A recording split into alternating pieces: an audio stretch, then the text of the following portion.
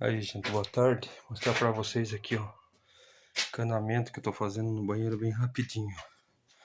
Aqui, essa parte aqui vai ser o ralo, cai água de chuveiro. Aqui vai ser o vaso. Aqui nesse meio aqui vai ser instalado a pia. E ali naquela que sai pra fora vai ser instalado o tanque, que é aqui. E aqui nesse outro cano que vem aqui, vai ser instalado ali a pia da cozinha lá, quer ver? Aqui, ó, aqui vai ser instalada a pia da cozinha.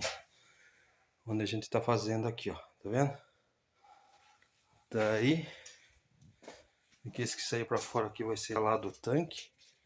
Que aqui vai ser uma espécie de uma lavanderia.